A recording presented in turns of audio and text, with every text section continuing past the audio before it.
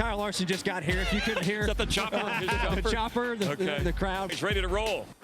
All eyes of American motorsports fans were focused on Kyle Larson as he qualified to Indianapolis in preparation for the double. We will break it down next.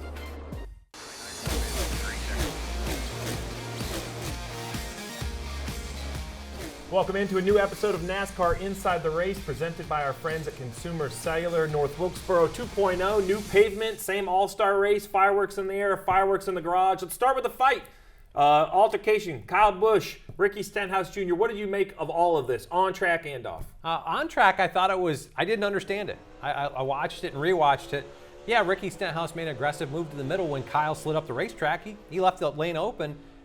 Kyle hit the wall before he made contact with Ricky. So I don't know where this all boiled down to. As you listen to it post in all the pieces there, sounds like this was a fire that had been rumbling for a while. Well, I think that's the big thing. So I don't really like fighting, and I really don't like it in the garage. Other people get involved. There's equipment there. People can get hurt. But what I heard out of Ricky Stenhouse Jr. is this had way more to do with other things other than at North Wilkesboro. But I think this is the environment that these pieces, the paybacks and frustrations come out in, because it's not a points race. It's an all-star race. Everything's at just win or go home, right? And it was interesting to see having to stick around afterwards, the confrontation afterwards. Yeah. I think you talked about it. Keeping them around there, probably let that fester a little bit. Yeah, Dale Jr. says cement all the tunnels. He wants to keep all the drivers in. Probably wouldn't have said that as a driver. Well, the fight's going to overshadow the performance from Joey Logano. Led nearly every lap, qualified on the pole with the help of his pit crew, very efficient. Overall, what was your take on the 22, and what makes this 22 so successful in these oddball formats or races that we don't have a lot of data on? Yeah, I thought they did a great job on Saturday. Executed through qualifying, the pit crew competition, earning that pole position. Didn't get him the number one pit stall, but got him this front row starting position. And they managed the race. We saw the racetrack kind of move up. At times, guys were on the bottom making runs, but as we laid rubber down, I think the racetrack moved up the racetrack. Love that we got a new repave to get this wide. That was really good about it. But this is part of what makes Joey a champion. Paul does a great job too, but I had experience with Joey too. When we first went to Roval, we unloaded, I think the first lap on the racetrack, we were almost a second faster than the field. His preparation, being ready for this, his mental game, he excels at that. He's probably one of the best mental players of the garage, and that's why he's won 2 championships. He's prepared to go do it. He understands how to make that happen, and Paul and him have a great working relationship there. So we talked about this last week, that the garage would make adjustments, both to caster, camber, settings, driver adjustments, all of those things. I think the knowledge in the garage area, the drivers taking care of the tires, it ended up that, I don't want to say 100 laps were easy, because I wasn't behind the wheel to prove that it was easy, but it looked pretty straightforward. It didn't fall off the last 10 and have the yellow tires coming at them. Looked like they were able to hang on that long. The piece I also think that you can't show in a tire test, we've got 3 cars at a tire test. Green racetrack, new asphalt. So green racetrack being that no one had been on the racetrack yet. Yeah. 3 guys are going up there. It's like fresh sandpaper working on those tires. When you get out there with 20 cars, they rubber in that racetrack. I think that's part of why it got so wide, because we had a softer compound, but now the tire wear becomes better. And it's like you talked about. The crew chiefs and the teams, now that they know that they've got to run this for a strategy, they're going to make their cars adapt to running the tire a little longer. I give it an A+ for attempt and a B+ for execution. And basically the A is, Goodyear's in this as a partner of NASCAR, and to bring 2 different tires takes a lot of work, a lot of planning. I think what they thought was a big step ended up being a small step. That's the B+ in execution, right? I still would love the tire that truly did fall off. I would have been okay with 25 to go in that first stage if the guys that stayed out had to pit because their tires were flat. Yes, I would have too. And I think the encouraging point is they thought this was an aggressive step. Obviously, we saw that this was probably in the ballpark of where we could race. Now we've got a couple tire tests. And they got a Martinsville tire test, and they got an Iowa tire test coming. Be interesting to see how Goodyear plays for those coming forward. So I loved bringing up questions that we haven't preloaded. So this is one. Option tires, would it work in a regular race, 500 miles or 500 laps in a standard NASCAR season? I don't think it could. I mean, why wouldn't it? Right. So I'm of that opinion. So I think that All-Star Race was a good test. There's a lot of reasons why it didn't work exactly like they thought. And I actually think length of race is one of them. We knew we would have a lap 100 yellow. Yep. We knew we had a lap 150 yellow. I think if you take that race and you make it 500 laps with like 200 lap stages, it becomes much more difficult on top of the pit box. So I could be on board with that in Iowa. at a New Hampshire. I don't know if I wanted a playoff race until we prove it out some other places. But the next step, we did that with wet weather tires, right? We found places we could run them. Then we said, okay, we can do short tracks. We're working that way. Maybe introducing this into a regular season race at some point, I think that may be a next step. And I like short tracks and road courses. I think that there's a lot of things we don't know and the danger, right? To have a tire failure at Charlotte or Texas or Kansas is much different for a driver versus even high-speed Bristol. The driver could drive until the tires wore out. I think at a place like Richmond they could, at a place like Wilkesboro, and even the road courses, while there are some heavy braking zones, I think you have a little bit more kind of notice that you are running out of tire. So I'm not sure this year, but it wouldn't shock me if in the years to come this becomes a thing. No, and the cool part, I listened to John Probst afterwards, got interviewed about this, and said this was a step. They didn't get the outcome that they wanted, an entire fall off, a lap time degradation, and that they need to be more aggressive. So I feel like as an industry, we'll see where we can take this farther. Well, the big news was Joey Logano winning. The other big conversation was the tires. But the third big thing we haven't talked about, and we're going to talk about it next, is Kyle Larson, his attempt to qualify for the Indy 500. Kim Kuhn was up there. We're going to ask her to join. We're going to break down the whole weekend for Kyle Larson. Hey guys, I'm Corey the Joy Driver, the number 7 car, joined my buddy Ryan Flores. Every week we stack some pennies. Talk about NASCAR Cup Series right out of my windshield. Plus, we'll give out the dogs of the week for the best pit crews and pit crew guys from the weekend. We'll break down all the money stops, all the woes, get into some technical issues, and we'll also answer all of your hashtag Penny for Your Thoughts questions. And we have a ton of guests. Sometimes SVG pops by. We got Raja. We have all sorts of guys. You never know who's going to pop in the Nonsense Garage, but make sure you tune in. SiriusXM on Tuesdays, YouTube on Wednesdays, wherever you find your podcast on Wednesdays as well. Come stack pennies with us. All right, as promised, Kim Kuhn. Kim, you spent all weekend up in Indianapolis. Larson was there, I think, from Tuesday on practicing, and then had to qualify over the weekend. So take us through qualifying. I've been there for it. Yeah. It is nail-biting. Yeah, it is the 2 most intense days in motorsports. Kyle Larson, though he did Kyle Larson things, he made it look really easy. So it starts Saturday. Well, it starts Friday, right? You practice all week in race trim.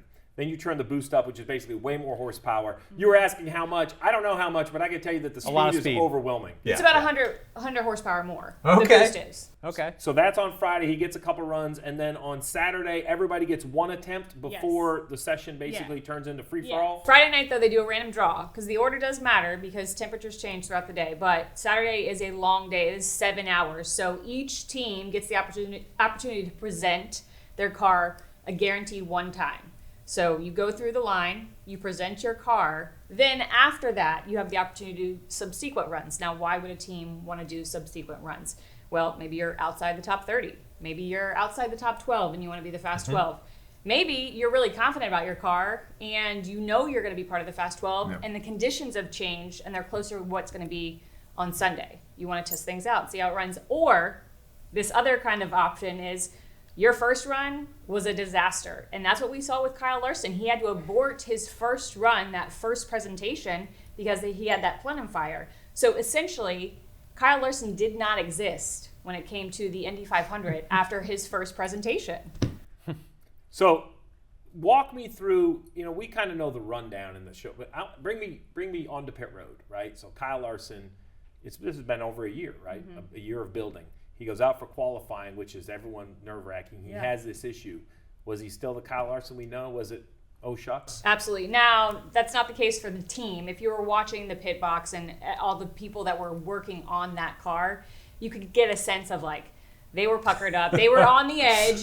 Jeff Gordon was very worried, but Larson took it in stride. So how did Kyle have for a support system from his NASCAR side? What did Hendrick Motorsports have there to kind of put him in a comfort zone? Yeah, so Jeff Andrews, who is president and GM over at Hendrick Motorsports, was there, and obviously Jeff Gordon, vice chairman. Jeff has had his eye on Kyle Larson. Wait, no. Jeff Gordon was like Christmas. Did you see him walk around there? He was glowing. Yeah, we did ask him. We were like, is this a bit of a fan experience versus I'm here as the vice chairman of Hendrick Motorsports experience? And he leaned into the fandom of it. So that was very cool. But he did have a lot of support. So again, his first run doesn't count. So he was one of the cars that had to do a second run if he wanted to put a time on the board. They take 4 laps. It's the average speed of those 4 laps. And then at the end of day 1, we have determined the 30 cars that are absolutely in the show. And then we've determined the starting position for 13 through 30. So the Fast 12 run again on Sunday. They do. And Larson, once he was able to get out there and do an actual qualifying run, was at the top of the board for a little bit, and then ultimately at the end of the day did make the Fast 12. So day 2, come back, Fast 12 run, determines starting positions for the drivers 7 through 12. And then the kind of top 6, they wait. They'll go at the end of the day. In between that, the LCQ. So bump day. One driver getting bumped out of the greatest race in motorsports. Yeah, I've lived it as a fan. It's pretty crazy. The day in general, so we talked about this. There's a lot of things that go into this. I just think simply the required driving style from IndyCar to NASCAR, weight of the car, speed of the car, feet in the steering wheel. During qualifying, you were basically hitting the weight jacker, which jacks the back of the car up and down. You have to understand when to shift. Sunday, did everyone feel? It felt like watching on television that everyone was supporting Kyle Larson's effort. Absolutely, and I think that was one of the things a lot of people were nervous about, because Kyle, admittedly, he will tell you he is not a springs guy, a shocks guy, I know what the car is doing guy. He gets in the seat, he drives the thing, and he tells you what he's feeling. And then it's up to the team to determine what needs to be done on the car. Now, an IndyCar is very different. The driver really has to have a knowledge, and they do have support from the team, of not only the changes that need to be made, but when specifically. The timing of those changes during the 4 laps of qualifying are so crucial. The precision, the focus it takes. You're going 240 miles per hour into some of those corners. And I think he had a lot of support once they realized, like, we basically need to just tell him when he needs to switch gear, when he needs to change the front bar, the weight jacker, that sort of thing. Crazy. So radio communication during those 4 laps to keep him involved in what's going on. Absolutely. So if you were tuning into the radio, now they do keep it at a minimum because he does need to focus, but they were telling him, think about, you're going to be wanting to shift the gear as you're at this point in the track, play with your weight jacker, that sort of thing. So that was something I was a little concerned about headed into qualifying. How is Kyle going to manage this? I think because he had to do multiple runs, just because he was so fast, I think it helped him get a little bit more comfortable with it. And then the team realized, like, we have to really lean into helping him on this. So as he hops out of the car, is he like flustered? Is he just the calm, cool, collected Kyle that we know on the NASCAR I side? want to say he was flustered. He was not. In fact, on Sunday, I was told on Sunday, he asked if he was going to have time to play golf before he needed to do his obligations at the track. So he was as cool as can be. He did say, it was funny, he talked about the fact that on the NASCAR side and in other series, like, you qualify, it's 1 lap. Right. And maybe if you're top 10, it's 2 laps. This, it is 4 laps of intensity and consistency. It's not just like, let's put a fast lap and then the next 3 or whatever. It's doing it over and over again, and the mental preparedness you have to like work yourself up to do it again. He did say, he was like, I don't want to be living on the edge this much. I'd like it if it was just like one and done. Well, his success compressed the day because he made Fast 12. He had to be back the next day. Because he made Fast 6, he had to stay. I think they actually delayed the All-Star race like 15 minutes. He, helicopters to the jet to the helicopter to North Wilkesboro. Big round of applause there. Actually gets on Fox and does an interview. Starts dead last and drives nearly to the front of the All-Star race. Are we surprised? No, we're not surprised at all. And all the different things he was juggling that day. First of all, we talked about the fact that he was a part of Sunday. And I think it was a great thing, not just from a competition side. Yes, you want to be in the Fast 12 and competing for the pole in the Indy 500. But if he had just qualified 13th through 30th, he's done on Saturday. He has nothing to worry about. I think the fact that he was able to get into the Fast 12 was great because it was a dress rehearsal for what he's going to have to do going back and forth. It was a dress rehearsal of, I've got to focus on the IndyCar stuff here, and then I've got to jump in a chopper, I got to jump in a plane, I got to land here, I got to get in a cup car. It was the perfect dress rehearsal for next Sunday. And it was interesting because I interviewed Cliff Daniels last week just to talk a little bit ahead about this, about how do you prepare. And he talked about, he said even normal race weekend, I don't give Kyle really what we're doing until the day before the race, maybe the day of. So that was like the plane trip coming back. I think they had Brian Campy from Hendrick Motorsports was going to be with him and kind of help coordinate some of that. But just that he can turn the switch from one to another and just go to the next page. Well, let's look ahead. We're going to break the 600 down, but let's start with the Indy 500. I know you're going to be back up there. Practice on Friday, carb day. There's some pomp and circumstance on Saturday, which I assume he's going to skip. He'll probably be down in Charlotte for the Cup practice, I would assume, I or would qualifying. So let's talk Sunday specifically. Weights up. It's a relatively early start up there at the 500. Do you have any idea what his day looks like? Have you kind of tried to track what his timing is and what overall the preparation is going to be? So I have heard that there is a very small window. So, once we get through the pomp and circumstance and start the race, there is only a sliver of time. Basically what he had on this past Sunday to get from qualifying to the All-Star race, same thing happens for the Coke 600. I haven't seen the minute by minute for race day, but if he wins the race, and it's a possibility, he might not be able to do every single thing that we see an Indy 500 winner do in post-race. But you have to imagine that Fox was kind enough to push the All-Star race back, that maybe they would be a little bit more lenient if they're well, so listen, as a race fan, you wouldn't want to take the opportunity for a guy to win the Indy 500 the headline alone and come back to defend and see if he could do the double in victory lane. Yeah, and for me, selfishly, as a race fan, not even for Kyle Larson, this is for the race fan, in my opinion. The more we can make motorsports kind of combined, right? Mm-hmm. Like, it's okay to like dirt racing and drag racing, IndyCar and NASCAR, short track and something else. So the fact that Larson is willing to make this commitment, Rick Hendrick, and everyone involved who has to sacrifice or commit finances or time, I think it's important to me that he has at least the opportunity to do it. On the spot, how's he running the Indy 500? Top 5. I think he does. I don't think he wins because I feel like he's got the talent to, he's got the team to. I feel like the Indy 500 is a chess match, and you have to understand that chess game of how you orchestrate with so many drafting passes and where you position yourselves. If it goes, I don't know that he's learned enough to be there yet, but I think he's got a top 5 car. So you've seen it firsthand, though. So my question to you, I think, is the same. How does he do?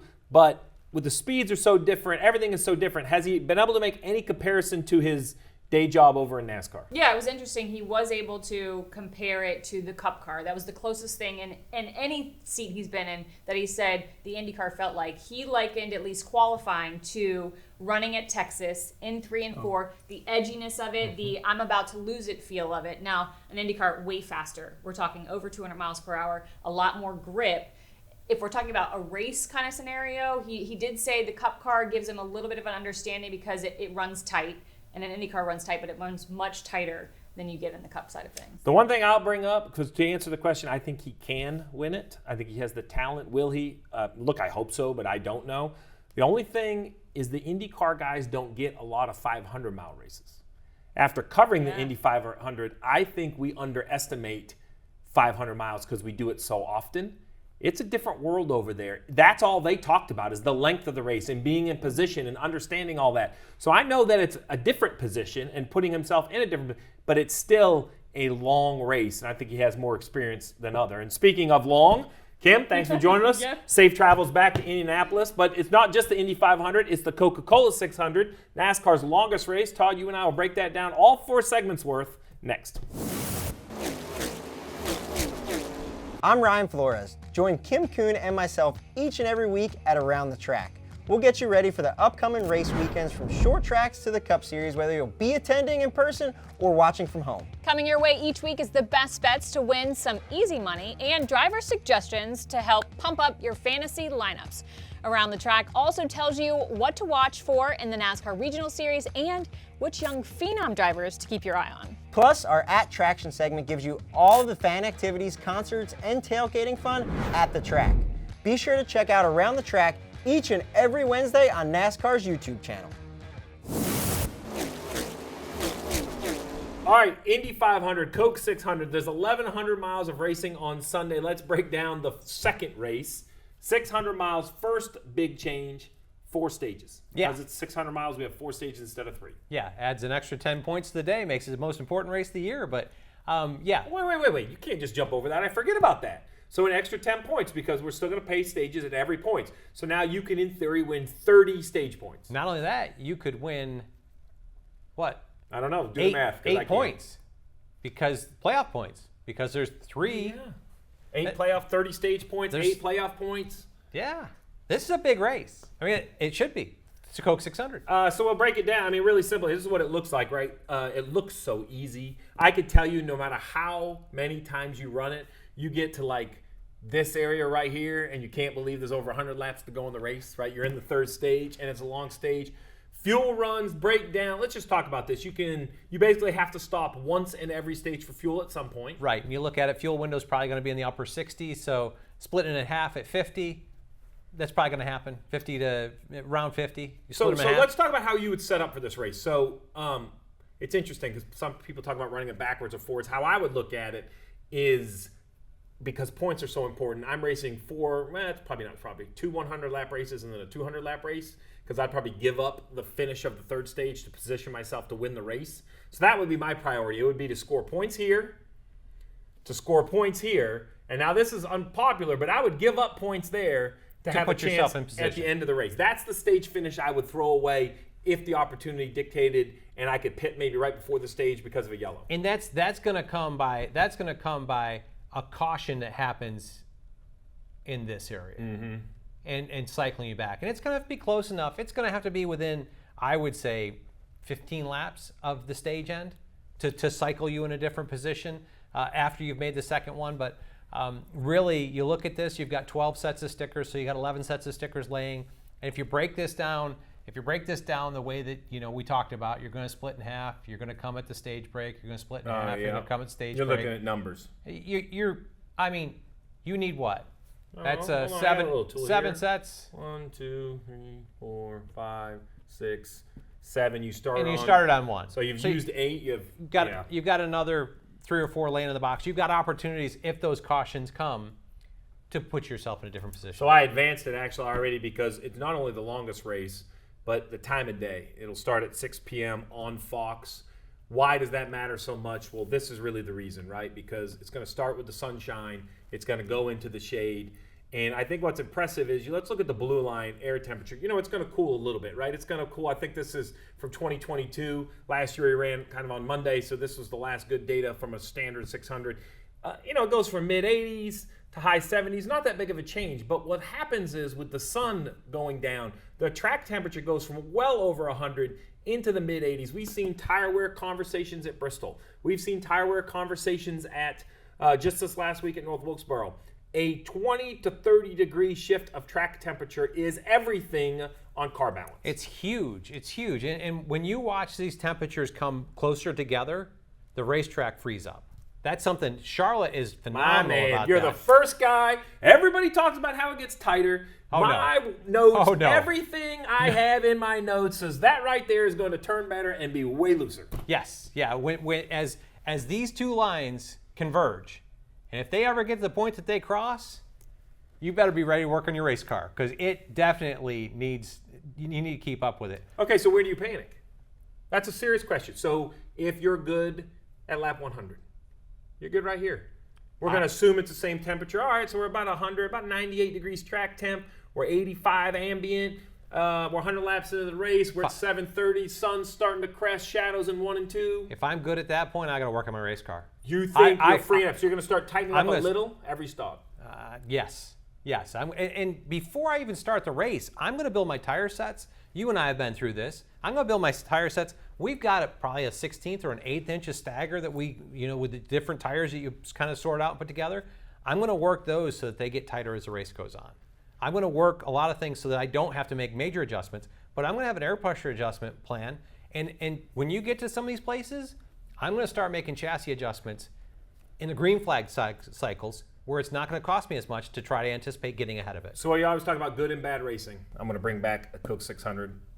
I wasn't still racing then, so this is good, but it might be a bad memory for you. Martin Truex Jr. dominated. He led 590-something miles. Is it fair that it was 392 laps, and we missed the pole that day by like 9? I don't know. It was. I said he would have done that if we were 10,000ths of a second faster, because pit stall 1 helped him as well. So do we think that perhaps we overlook greatness sometimes? We just talked about how hard this race is to be good front to back. We talked about track times. We talked about all these things. So when we see that Martin Truex Jr. style day, if we see that again on Sunday, with as tough as the racing is at the 1.5 miles, should we just tip our hats to whoever can pull that off? Well, you've got to win. You've got to win everywhere. You won on Saturday, and that's a big deal. You win the pole position, puts you in a good pit stall. Close. We talk a lot about advantages, right? Pit stall Yes. 1 to camera out at Charlotte is Yes. one of the 3 or 4 closest Yep. that we run all year long, Yep. so you're scored right away. So you can afford to be 3 or 4 tenths slower on a pit stop. You make that up on getting to the camera line under caution. So you have to win everywhere with races today, and you have to admire the fact that if you can dominate a race and put 392 laps together, you should be applauded for that. So listen, I know we're a NASCAR show, but I'm going to start with a promo. Start your day around noon on NBC. You got to see Kyle Larson's attempt at the Indianapolis 500, but you don't want to miss the second race for Kyle Larson today, the big show for NASCAR, the Coca-Cola 600, 6 p.m. Sunday on Fox.